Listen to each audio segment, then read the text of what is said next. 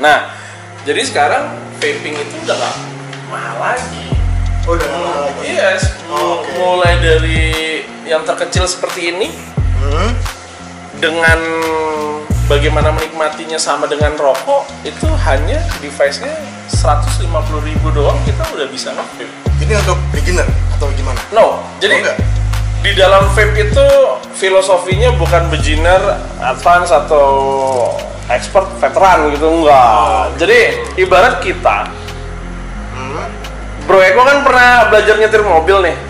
Oke. Dulu pertama kali nyetir mobil pakai apa? Pakai bajai.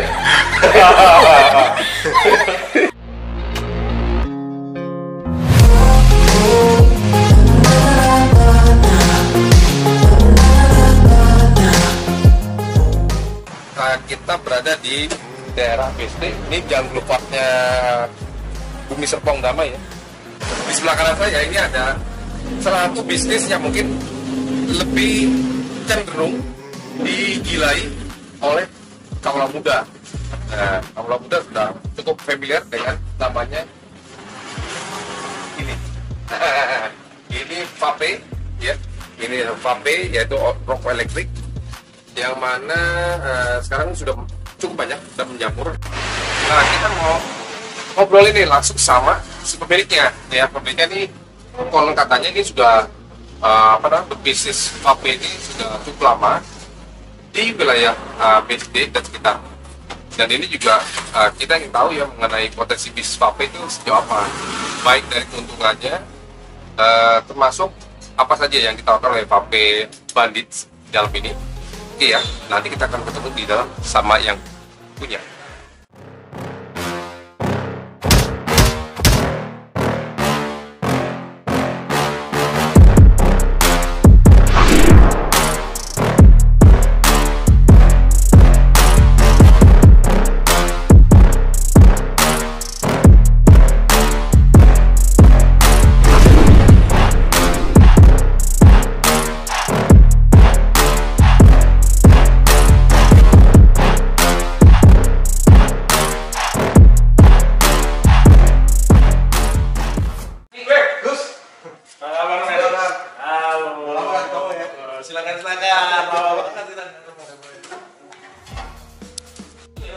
Bro, gimana?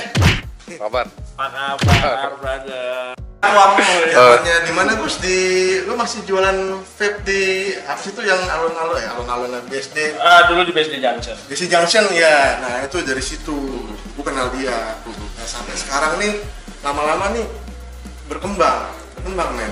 Gitu. Berkembang atau berbuah nih? Ya berbunga lah ya. Ya kok jadi berkembang. Jadi gue tetap banget nih sama usahanya. Jadi nih. tadi 1 jadi 2 jadi 3 seterusnya gitu ya. Jadi maksudnya begitu kan? Dan dia nih salah satu pengurus asosiasi vaping di Banten. Vaping di Indonesia. Indonesia. Gitu men. Jadi selain pengusaha, Om Gus ini juga sebagai aktif, sebagai pengurus ya.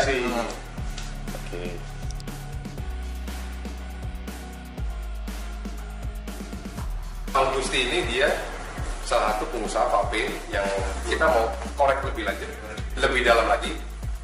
Usahanya itu apa sih? Vape itu apa? Artinya kita mau tahu juga mengenai potensi dari bisnis vape itu sendiri. Ya. Nah, kalau sekarang kalau kita lihat vape ini kan cukup populer ya di justru kalangan muda gitu. Nah, pertama kali sebelum jam ke arah sana, mungkin Gusti bisa ceritakan dulu nih tentang rintisan karir di dunia vape. Oke. Jadi gue awal mulanya berbisnis rokok elektrik ya, karena orang banyak yang tahu vape. Jadi tadinya gue memang hobi awal mulanya. Awal mulanya gue benar hobi jadi cuan. Namanya laki-laki kan pasti banyak tuh hobinya kan, karena gue lihat pada saat itu adalah baru ya kan. Hobi tadi lihat dari depan ada itu hobi juga. Hobinya motoran atau banyak bisnis yang lain? Emang ada bisnisnya juga dari situ. Tapi semua berawal dari hobi. Yang akhirnya semua berawal dari hobi. Ini juga satu prinsip berbisnis yang bagus nih. Dari hobi jadi cuan ya. Ya. Nah, vape atau vape dibanding vape. Iya. Yang paling benar vape gitu. Ya, jadi awal mulanya penyebutan kata vape itu berasal dari vapor. Vapor itu adalah artikulasinya uap.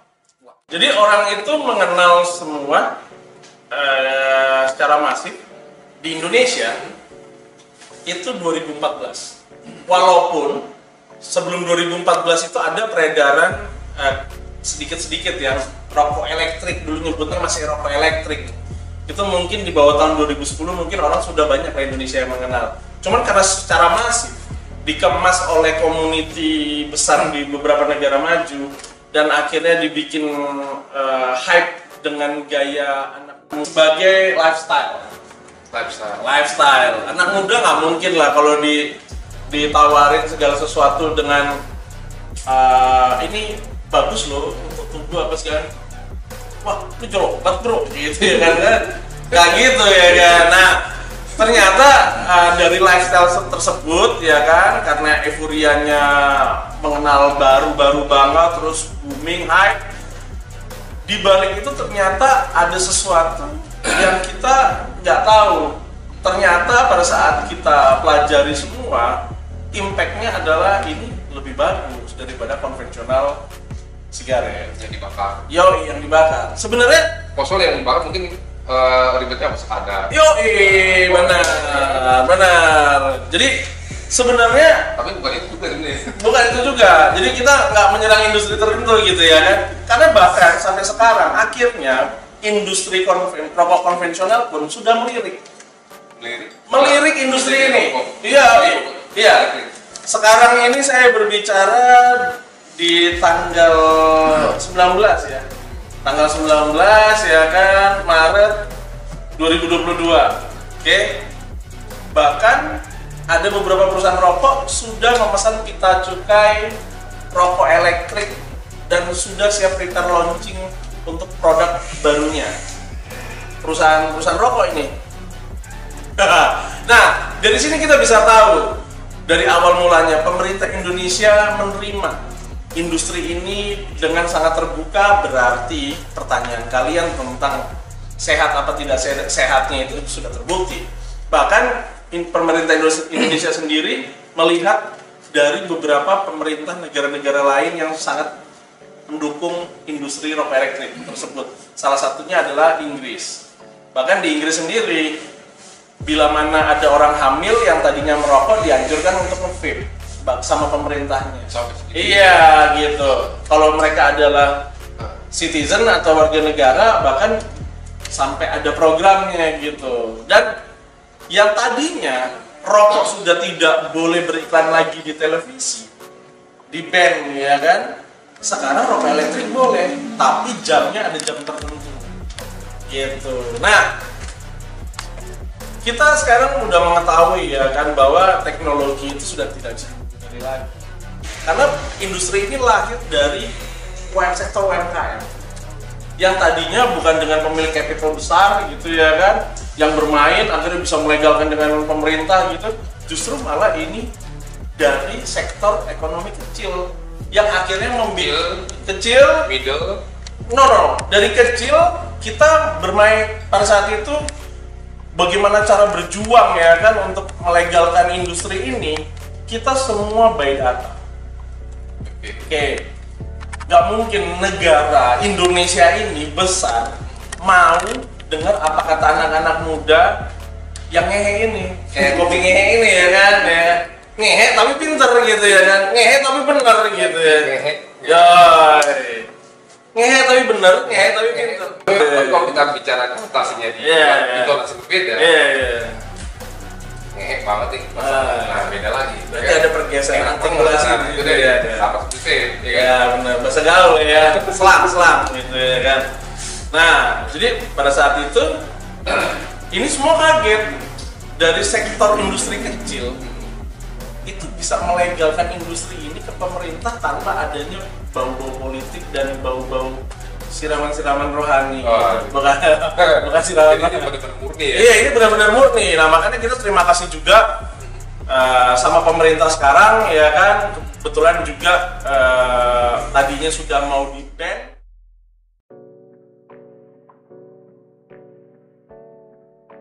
Kita sebenarnya banyak potensi dari industri ini. Salah satunya adalah yang terkecil aja seperti nikotin. Di industri rokok yang dicari adalah daun yang benar-benar yang paling bagus. Ibaratnya kayak teh gitu loh. Diambil yang daun paling bagusnya, kan ada grade-grade-nya gitu. Di industri vape tidak perlu seperti itu. Bahkan sampahnya industri rokok yang daun-daun sudah tidak terpakai, batangnya itu kita ekstraksi bisa jadi nikotin cair. Dan kita bisa nikmati di vape tersebut dengan takaran yang sewajarnya. Oh, berarti kesimpulannya gini, yang saya bisa simpulkan ya, yang tadi ada sanggahan Yes. mengenai produk vape ini tidak ada faedahnya, tidak Benar. tapi faktanya barang-barang semua yang ada konten produk yang Benar. ada di vape itu sendiri itu bisa di recycling. Benar, benar. Di recycle menjadi produk. Benar. Jadi bukan di recycle tetapi produk tembakau ya. produk tembakau yang tidak dipakai oleh perusahaan rokok. Di recycle untuk menjadi nikotinnya si vape itu sendiri. Benar. Dan Nah, ini sebenarnya salah satu ini, Iya. pengetahuan baru. Benar. Nah, pengetahuan baru Benar. buat orang-orang awam. benar. Seperti saya orang awam. Benar. Saya orang awam dan ini mendapatkan informasi yang dari narsumnya yang mungkin tepat. Yes, boleh. Bilang seperti itu. Bahkan sendiri aja turunan bisnis baru di industri rokok elektrik itu sudah sangat banyak. Bahkan kita punya bisnis showbiz atau entertainmentnya sendiri di vape. Kita tidak memakai artis-artis, tapi memang ada beberapa artis-artis yang masuk juga ke dalam industri vape. Terus dari situ juga yang tadinya tidak ada pabrik pengolahan nikotin secara jadi produk jadinya cair itu jadi ada. Nah ini potensi ekspornya ini sangat besar. Karena kenapa? Produk tembakau yang tidak dipakai sama perusahaan rokok biasanya dibuang, ya kan? Atau kita nggak tahu lah dipakai untuk apa. Tapi itu kan value-nya sangat kecil. Itu ternyata value-nya masih besar kalau untuk industri kita. Karena kita ekstraksi jadi nikotin cair, itu ternyata value-nya masih bagus banget. Dan para petani yang tadinya khawatir dengan cuaca buruk, iklim dan segala macam, kalau daunnya nggak bagus, akhirnya nggak dibeli oleh para tengkulak-tengkulak itu, yang akhirnya jadi perusahaan rokok pakai untuk produknya, dia bisa memberikan opsional lagi dan ada nilai tambahan lagi yang harusnya di tahun-tahun sebelumnya belum ada industri vape, mereka pusing, itu hanya dibuang saja. Oke, sip. Itu informasi yang bagus banget mengenai potensi dari bisnis vape dan Ya. juga produk vape itu sendiri. Nah ini saya mendapatkan satu gambaran ilustrasi gambaran yang benar-benar Jelas gitu ya. jelas. Nah, ini sangat jelas sekali. Cuma yang jadi pertanyaan saya, di Indonesia sudah ada yang produksi vape? Dulu sudah ada. Sudah ada ya? Di Indonesia, oke, kita berkilas balik lagi dari tahun 2014. Kita baru mengenal secara masif, otomatis belum ada produsen. Oke, dari situ kita belajar, trial and error semua pada berlomba-lomba mengeluarkan brand, tetapi brandnya tidak survive dan tergerus oleh brand asing. Kita belajar lagi dari 2014, akhirnya 2016 pertengahan itu sudah mulai muncul brand-brand yang sudah mulai punya kualitas bagus. 2016 itu belum legal. Oke. Seiring berjalannya waktu sampai legal dan sampai detik ini, kita sekarang sudah menguasai produk e-juice atau liquidnya di market Indonesia lebih dari 90%. Bahkan yang tadinya banyak negara lain itu sangat happy dengan Indonesia, menganggap Indonesia adalah market yang sangat bagus dan strategis dengan populasi manusia yang cukup banyak, rokok aktifnya juga banyak, setidaknya opportunity atau daripada probabilitas vapersnya itu juga gampang untuk tumbuh berkembang besar di negara kita.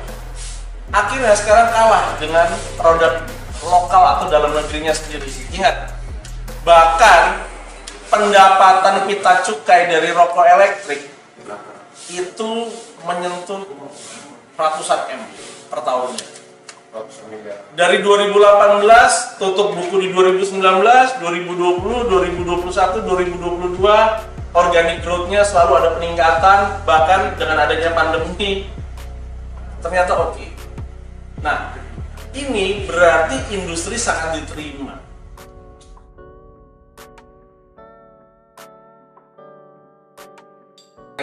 Tadi saya ngobrol sedikit sama Bang Gusti, ternyata beliau ini dulunya sebelum menjadi seorang pengusaha vape, beliau ini karyawan juga. Nah, karirnya level terakhir juga cukup tinggi di usia muda loh. Beliau usia berapa?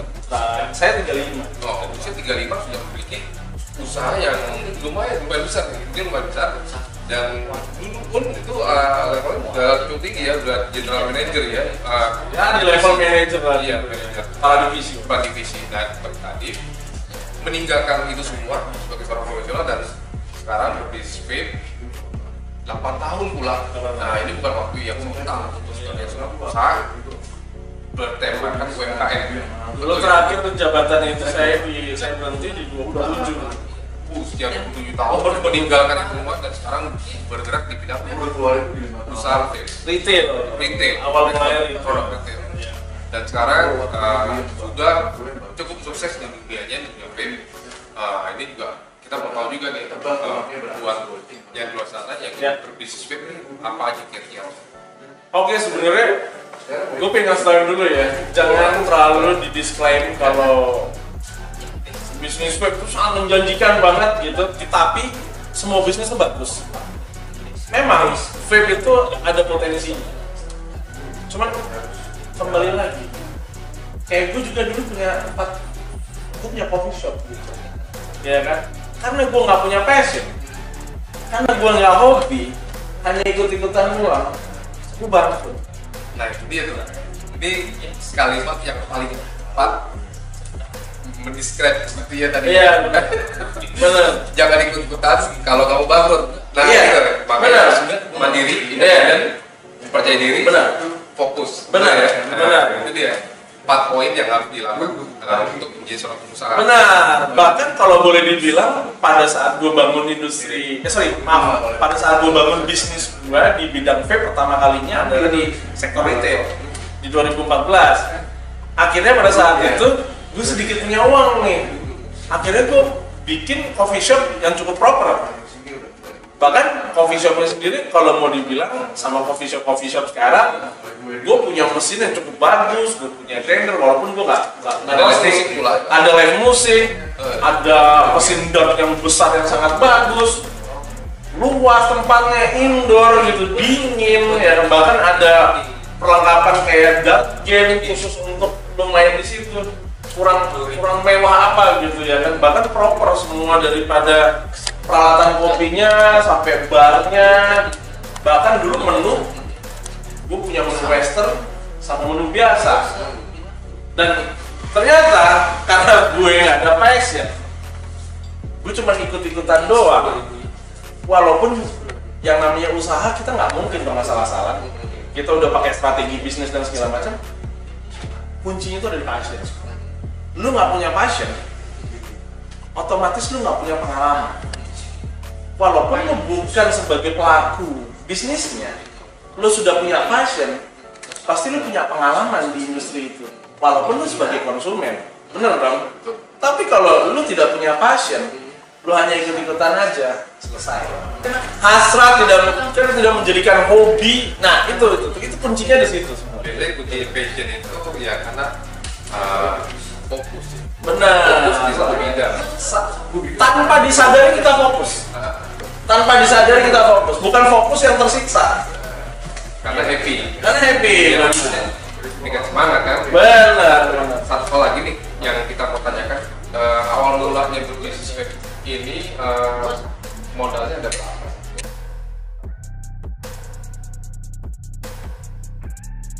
Kalau dulu karena masih belum legal, momentumnya juga baru-baru dikenal orang, dulu kurang lebih sih di bawah 10 gue dulu. Modal di bawah 10 juta jadi seorang pengusaha vape. Benar. Sekarang punya segini besar. Justru malah melahirkan bisnis yang lain. Melainkan bisnis yang lain. Benar. Kira-kira future plan dari vape yang sekarang ini vape bandit. Vapor Bandits. Jadi Mau diapain? Vapor Bandits itu lahir, dia itu adalah sebagai toko retail. Iya. Tahu nggak kenapa?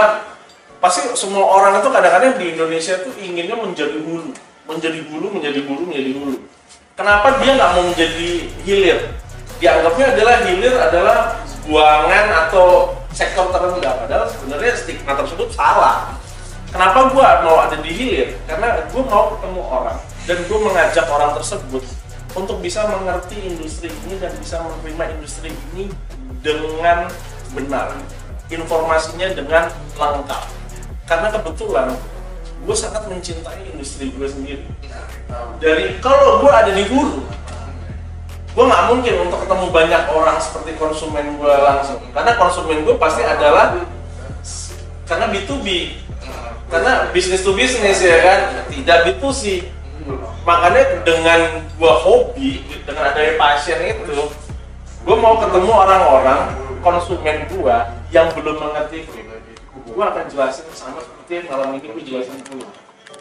Gitu. Ini cukup lengkap dan jelas terprinting. Cuma ada lagi yang belum yang di-reaching. Apa tuh? Untuk 100% nih. BP-nya berapa Mas? Jadi kalau dulu memang keuntungan besar, tapi kalau sekarang keuntungan udah kecil karena industrinya sudah dilegalkan pemerintah, semakin ketat, apa semua segala macam semakin rapi regulasinya. Otomatis kalau sekarang nih mau bermain di sektor retail kurang lebih antara 5 sampai 15%. 5 sampai dengan 12% nilai keuntungan ya. Untuk nilai keuntungan itu Tiap tahun. oh bukan dari setiap produk. Oh, setiap produk. Oke ya. Jadi Kan setiap kalau diakumulasikan pasti kan akan tetap segitu tuh profitable. Jadi untuk setiap produk yang dijual di vape ini sendiri, seperti seorang pengusaha vape, Nah. ini hanya mengambil margin 5 sampai dengan 15% maksimum. Ya.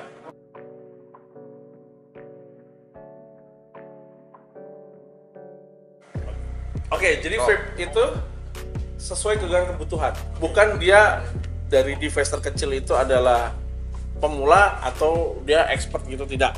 Contoh misalkan, kalau misalkan orang perokok dan maunya simple, itu biasanya ada di produk-produk yang seperti ini. Ini ya, contoh ya, beberapa ya. Kalau kita keluarin semua pasti banyak dengan produknya.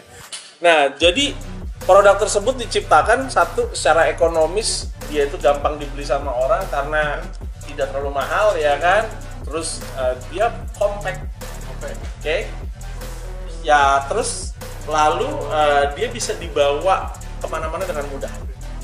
Bahkan vapor sendiri biasanya bukan hanya mulai dari sini, dia justru malah punya 2 device. Biasanya device yang buat dia santai itu besar seperti ini, ya kan? Oh gitu. Device yang kalau dia lagi kerja atau hectic, lagi apa namanya di waktu-waktu aktif itu justru malah dia pakai yang Kecil. Jadi seperti itu. Jadi sebenarnya sesuai kebutuhan. Gitu, tergantung need-nya sih. Nah ini juga, iya. Ini Om Gusti, Yes. apa tadi kan ini buat santai, Iya. ini semi santai, dan ini nggak santai. Maksudnya santai ini Ya. durasinya, durable-nya Oke. gimana nih? Jadi gini, Sekali pengisian penuh itu takarannya gimana? bukan. Jadi sebenarnya mulai dari penggunaannya sampai cara maintenance. Jadi contoh kalau misalkan seperti ini, kita hanya isi aja dari sini, masukin liquidnya. Contoh misalkan liquidnya itu sebentar seperti ini, ya kan? Silakan. Yo. Kita seperti ini nih, yang kecil-kecil nih. Nah, ini dia diisi ke dalam si cartridge-nya. Cartridge itu mungkin bahasa awamnya adalah tanknya ini. Dimasukin saja, selesai, langsung bisa dipakai. Sesimpel itu. Sesimpel itu ya. Sesimpel itu. Nanti si cartridge tersebut ada umurnya. Nah, nanti orang itu hanya mengganti cartridge-nya saja dan isi lagi. Simpel. Nah, makanya kenapa kalau orang-orang yang lagi hectic atau orang-orang yang sibuk ya kan, dia lebih suka yang kecil-kecil seperti ini. Tapi belum tentu dia tidak punya yang besar-besar seperti ini. Nah, kalau kayak gini perawatannya agak lumayan rumit. Karena ini harus dibongkar atomizer-nya, diganti kapasnya, dan cara perawatannya. Perawatannya cukup lumayan rumit. Jadi seperti itu. Oke. Terus tadi ada yang harganya lumayan wow, itu yang mana ya? Ada. Nah, ini Ada kembali lagi ke Lapisan emasnya tadi. lifestyle ya.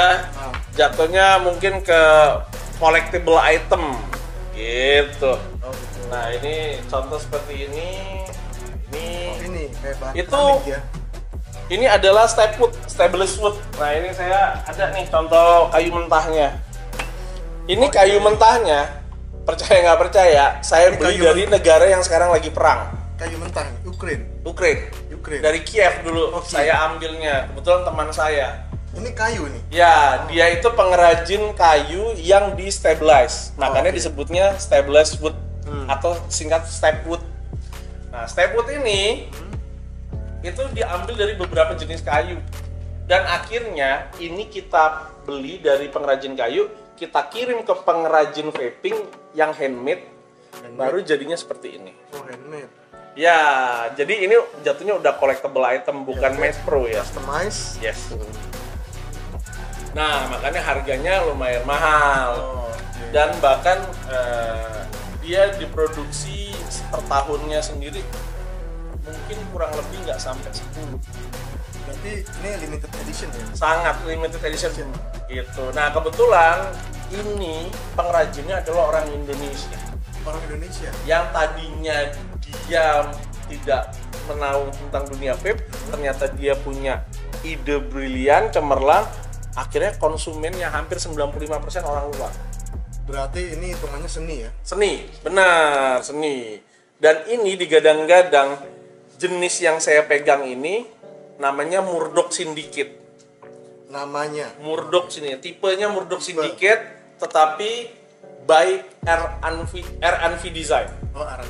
R&V Design. Dan itu dia pelanggannya 95% dari luar, setia nungguin mod dengan harga ribuan dolar. Jadi ini yang mahal nih tipenya. Yes. Untuk lifestyle sama dia lebih ke seni. Lebih ke seni. Art. Jadinya jadi collectible item. Collectible item sama eksklusif. Benar. Kan ya kayak keramik jadinya. Dan ini katanya emas ya. Ya, Gold itu plate. gold plate Berapa karat? 24K. 24. Bukan gold 24K ya, tetapi gold plate 24K. Lapisan emas ya. Yes, benar. Makanya dia tidak akan pernah berubah warnanya. Oke. Oke. Thank you, bro. Sama-sama. Jadi sampai ketemu di episode Kopi Ngehe. Ngopi ngehe. Ngopi Ngehe.